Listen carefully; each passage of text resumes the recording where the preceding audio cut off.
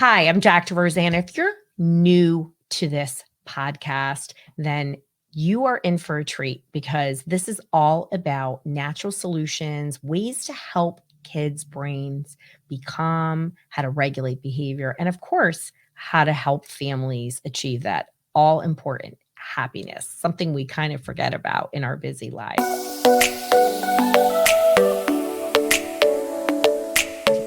I am going to be talking about my own journey with my son, my own PANS journey. And I'm really sharing this really for the first time. This is the most personal episode I've ever done because people ask me about it all the time. And I want parents to know what are the things that I have done that have helped. And I want you to feel hopeful that even when it's been like the worst crisis, it's been a full on poop show, you can get to the other side of it. I think that's so much of what I do when I work one-to-one with people is just getting them to believe, getting them to understand things can get better, even when it's dark. And let me tell you, I've had some dark days. We talk a lot about this in our Natural Parenting Solutions group. You can go over to www.drroseann.com/group. And it's a free group for parents who are looking for natural ways to help their children with mental health. But let me talk to you about my own PANS journey because, like I said, this isn't something I've really shared in this way. And I talk about it, on social, but I've never really shared the complete story of my son, Max, who is now 18 years old. And I'm going to start off with hope. He's on the other side of it. Is life perfect? No. Whose life is, people? And our story is that he got bitten by a tick at 22 months, and we didn't know it. It was the winter, and it was a very mild winter. And back in the 2000s, the first part of this century, and still today, we don't really know enough about ticks. But I had already been working with families with ticks, and yet I didn't know that in the winter, ticks are still out. So we were out, and my son must have gotten bitten by a tick, and he really changed pretty quickly. So in that winter, it was December of 2006. He wound up getting a fever. Well, you got a baby with a fever, right? You don't think too much about it. We already were holistic. We were already doing all kinds of stuff, went to naturopaths, did all that stuff. So he had this fever. And shortly thereafter, he really had quite a dramatic change in his personality and eating habits. And the thing about Max is he was like just off the charts bright. He started talking at 7.5 months. As I love to tell the story, he never shut up after that. And he was always making all these like deep connections and freaking me out when in the back of the car with all the things. So he definitely had an intensity about him, and he was a poor sleeper. I do think kids that are good sleepers and are an urban legend. So he got sick, and then he really stopped eating. And, when your kids stop eating, people like make it like it's no big deal. And I remember going into the pediatrician and I was like, my kid stopped eating. And she was like, well, lots of kids are picky eaters. And I said, you don't go from eating calamari and radishes to not eating. It's not what kids do. And my kids just, we've never eaten off of a child's menu or any of that. And so, we went to the naturopath, we sort of dug in and started playing around. And even though I was working for all those years with people with Lyme, I just didn't make the connection because as I started off in the story, I was operating under this misassumption that you couldn't get bitten by a tick in the wintertime. So it didn't connect. So he was declining. He started acting out. He was angry. He obviously got thin because he wasn't eating. This Italian mama and my mother, Nona, was like chasing him around to eat. And we would kind of get little bites and, bits of food in him. And anybody who knows whose kid is restrictive eating, like you get it. Right? I know you get it. And I remember being like, okay, I'm going to give him this. I'm going to give him that. He's got to eat something. Right. And we were not junk food eaters. So it was really healthy food. But I was getting desperate. And I was like, I'm going to give this kid a cookie. I don't care what it is. If he'll eat some frosting, it's something. It was that serious because also on the Hodge side, they're very thin. So they're thin anyway, and they just need to eat a lot of food all the time. So it was worrisome. That was the biggest thing. And then he just really started getting cranky and irritable and difficult. So even though he was intense before, he was very pleasant and engaging. Now I had this kid that was like difficult. I was like, what is going on? Now, this is what I do for a living. I knew people with Lyme. And so our naturopath, God bless him, Dr. Josh, he was the most lovely man. He wound up dying of a brain tumor. And he was like, okay, I think this is dairy. And so we had lots of problems with dairy, removed it a little bit better. And, constipation, all these kind of soft signs were all there. And, here I'm lucky I have my parents, right? Because when you have a kid who's behavioral, people like avoid you like you have the bubonic plague. It's so true. And I'll talk to you about this whole journey and how it's really changed everything for me. There's a lot of good things that happen, but it's really a lot of sadness has happened just because of the loss. People abandon you. It doesn't matter. I'm like the coolest lady ever. I think I am because I still go to concerts. Front row, of course. But it doesn't matter that I'm Dr. Roseann. People leave you. Even my best friend left me in this journey, really point blank because of my kid's behavior. And that's not okay because we should always love and accept people. The great part about it is the people in my life now are the best. But it still hurts and it stings. And I'm so, so grateful for, I'm going to get a little emotional. My mom and dad, my mom passed away. And, it's very, very hard to have people really support you when you need it the most. So just know that I'm there with you and I get it. So in this journey, what wind up happening with Max is he got the OCD overnight. PANS wasn't a thing that we were talking about in 2000 in 6 and 7, and it really accelerated for him. And he was almost lucky enough that he got bitten by another tick within 6 months, and we saw it. So we started doing some treatments and whatnot, and he just declined and declined. And the thing that declined for him the most was his sleep. And so then you get the tonsils and adenoids out, and that helped a little, but then he was on antibiotics for a short amount of time and he was better. And then he got much, much worse. And so my journey isn't the same as everybody because I already knew. We were like, this is chronic Lyme, right? This is chronic Lyme. Now I call it PANS, but when people don't know, at least some people understand chronic Lyme more than they do PANS. So you can say chronic Lyme. It's the same, people. It's the same. What doesn't matter? You get the brain inflammation causing that.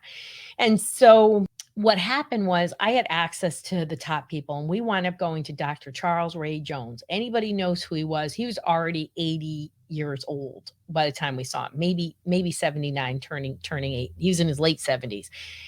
He had, when I saw him, he was somewhere between 25 and 30,000 kids he had already treated.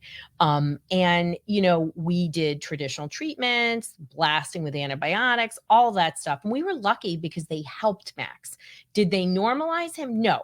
But that was the only time we saw the OCD, and he was very young. So, he didn't go to preschool because we tried preschool, and the lady, I was like, this lady, she now works at a grocery store, just so you know, like it all comes around. She told me my kid was a feral animal, is what she told me. I don't know why a Montessori education teacher or any teacher would ever tell a parent that. He was in such sensory overload when he made it in preschool in the threes program, like literally like 10 days. And he was like rolling over kids. He was just out of his mind with infection. And once we pulled him, he couldn't get out of his PJs for, I don't know, maybe 6 months. It wasn't until the spring, really the antibiotics, everything coming together. And we're doing a lot of things all at once. And I will share my journey of the marathon because I was in the belief that there was a sprint, that you did this and then it went away. It was the thing, and then you went away. And in this journey, I realized that this is a multi-pronged approach, right? If you're listening to this series about PANS, I talk about a five-pronged approach, because you can't separate out, improving the immune system, treating the infection, calming the brain. You have to calm the brain. The brain is not going to heal if you don't do that. And then obviously there's behavioral support. We need parenting support. And it is lots of flare episodes in there. I definitely did some things that were terrible. Most of things were amazing and we progressed. And worst thing that actually ever happened to Max was we did integrative listening therapy, and it completely destabilized him and brought on the worst flare ever. And there is a FDA kind of warning between integrative listening and antibiotics. And he was on antibiotics and he actually was doing well. And I thought, okay, I've seen other kids do it. And he just got so set back. And that started a homeschooling journey for us. We're going to talk about that. That has served him well in a lot of reasons. And he is completing high school being homeschooled. He's actually done high school homeschool, and we've done different periods, and we went to alternative schooling, and it's really helped him. Max is on the other side of it. He is more regulated and calm than I ever actually thought could happen for him, with so many episodes that were triggered, mostly by infection. Like I said, our worst was this treatment. And what really moved the dial for us was truly calming his brain, herbals.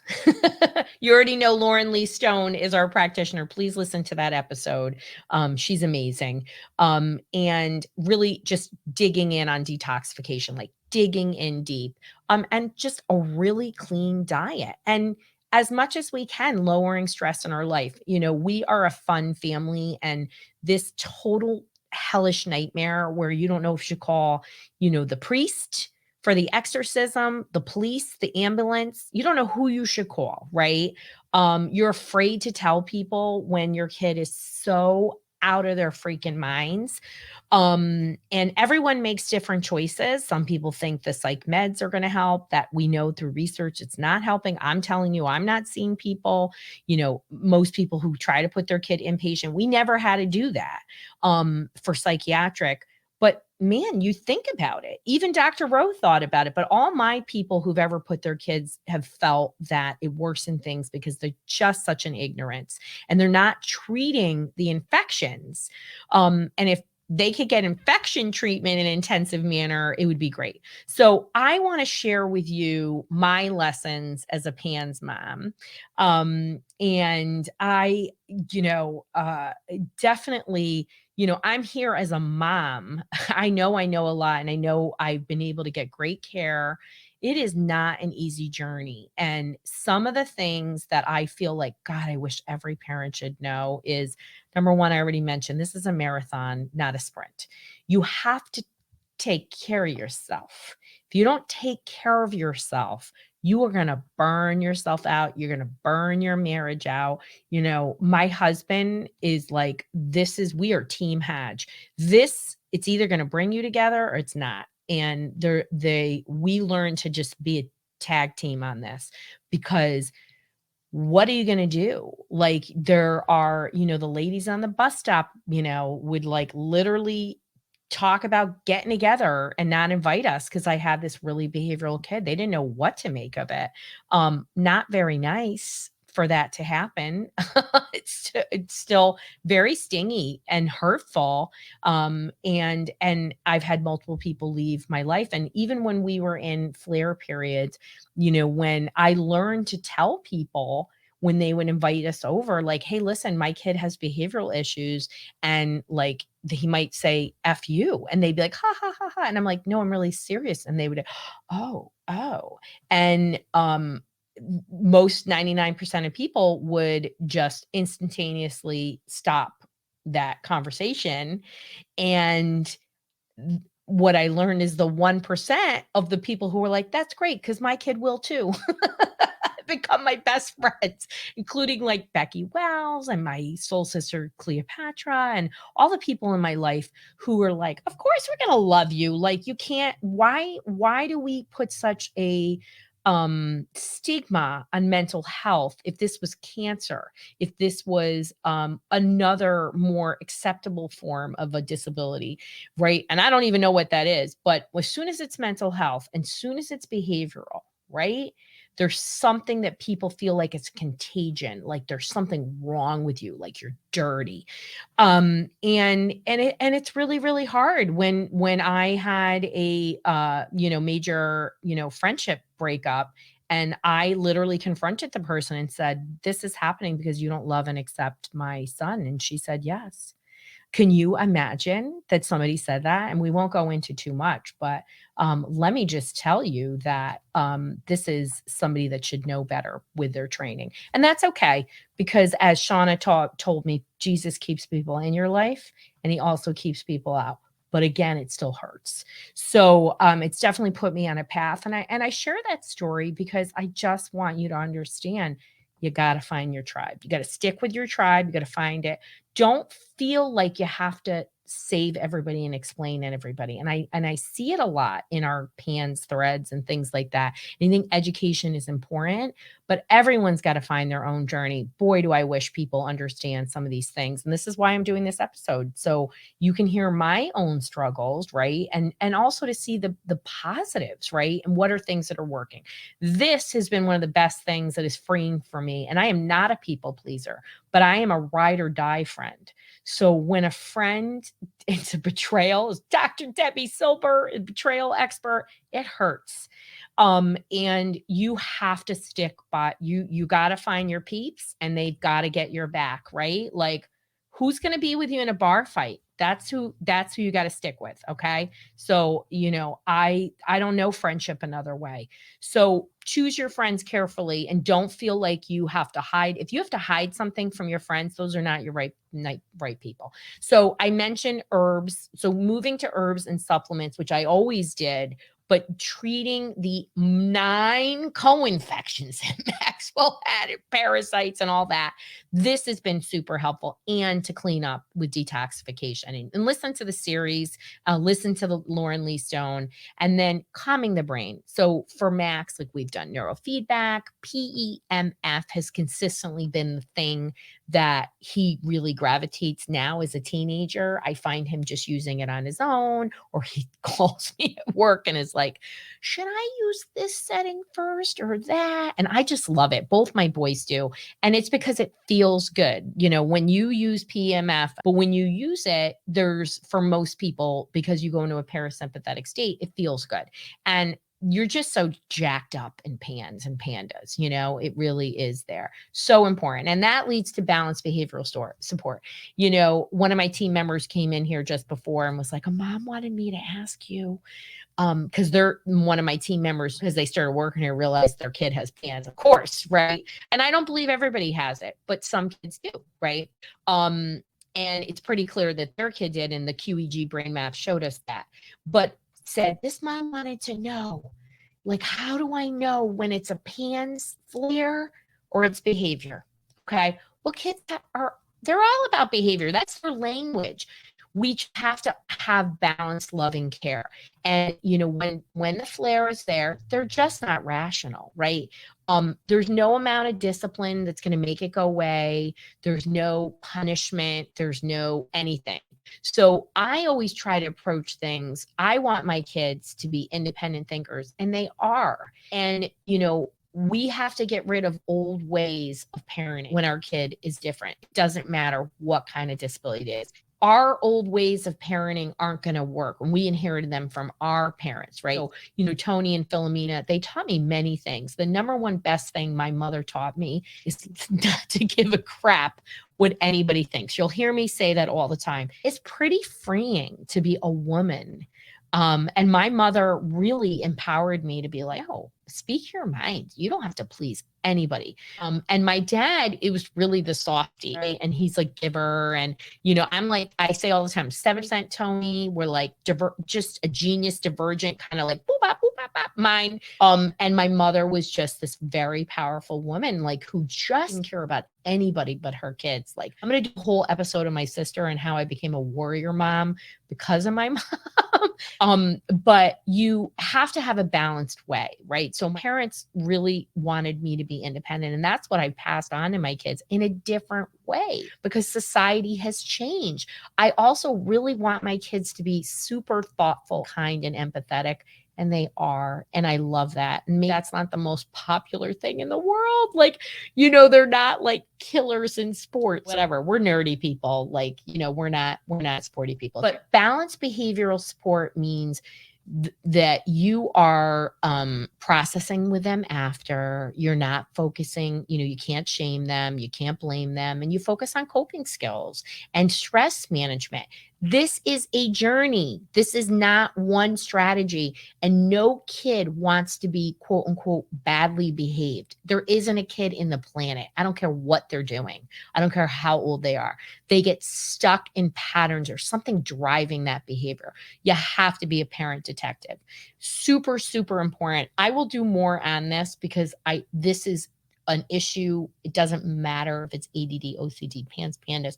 You have to start really thinking about, why is my child acting like that? What can I do to scaffold it, to change this? And God help us, we don't want our kids to feel so bad about themselves. That is when you have really high risk adult behaviors, and leads to a lot of bad things, and also like you become a bum magnet and you attract other people in your relationships. Because I'm an Italian mother, I'm always thinking about, who is my boys going to marry, right? Like, I want them to marry somebody that they love and they get along with. And I hope that I know my husband and I role model that, because in this PANS journey, man, we try to laugh. And we try to bring humor in. It's the greatest diffuser, because otherwise we're going to cry all the time. This stinks. It's so crazy expensive. It's such a mystery. Every week somebody flies in to work with me, every single week. And most of the time it's PANS. I'm so grateful. My gosh, I have the best parents that come in. I love them so much. They're wonderful human beings. I'm not afraid of the problem. I'm always afraid of the attitude towards the problem, right? So we work in a partnership, and we teach people, we guide you, but you got to have belief. You got to have faith. It's so important. And I didn't put faith on here because I just assume that everyone has it. It doesn't matter what your religion is. But if I didn't have faith, I don't know how we would make it through a day. And it's such a definitive part when I see people being successful. Everybody wants me to tell them, is this going to work? I come in, I work with you in our brain behavior reset program. Is this going to work? All I can say is I can tell you when it does work at a very high level. Absolutely. People use the program, use what we teach them, actually do neurofeedback, actually do PMF.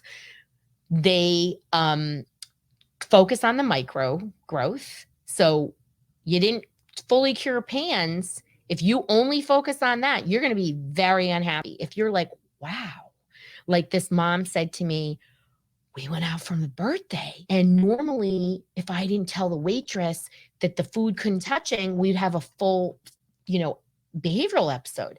The food was touching.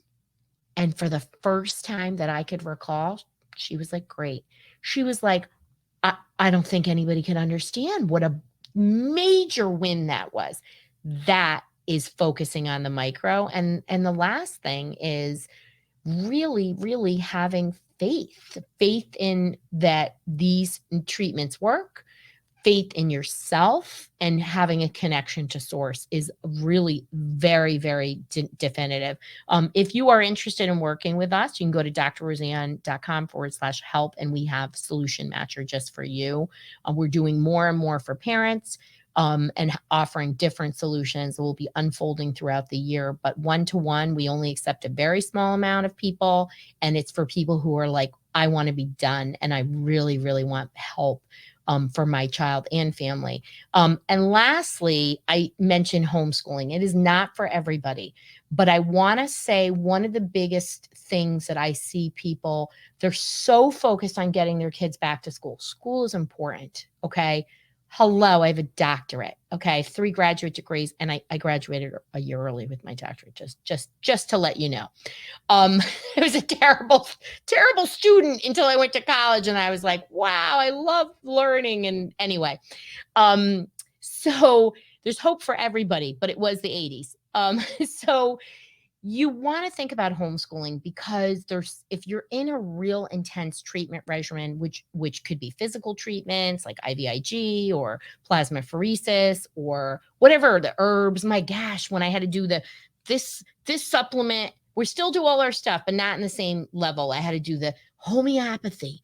Then I had to do the binders. Then I had to do this. I was like, we can't go to school. It's not possible. And I can't work every day. So we homeschooled, right? So we had this horrible flare. I was like, oh my God, we're taking him out of school. We had just switched from public school to a private school. And I was like, he can't go. He's like a hot mess. And a nightmare behavior, literally completely out of control. And we fell into homeschooling, and I loved it. And homeschooling, the number one reason people homeschool is religion. And the number 2 is because there is some type of medical or special education or behavioral issue. That's it. So you find your tribe. I mean, gosh, I found some really cool people and learned a lot. And we then, went back to school, but it allowed us to do treatments, and it allowed us to reduce the stress. So if the brain isn't calm, no healing is possible. Okay, let's say that again. If the brain isn't calm, no healing is possible. You can go and get every treatment that you want, medical treatment. If the stress activation is high, your child isn't going to get better. And that is why, like, some of my people, they go to the top providers, and you should, medical providers. They wind up on my door because they're like, I'm not getting better. And it's the nervous system just gets into this heightened state. All the resources in the body move towards that. So, I know we unpacked a lot. And I hate this freaking pants. But there has been many blessings, and I always look at myself as a conduit, right? So, my own story of why I got in mental health is I was truly guided. Like, it was like, this is what you're going to do. And I literally just followed that path. It was like a knowing that that's what I had to do.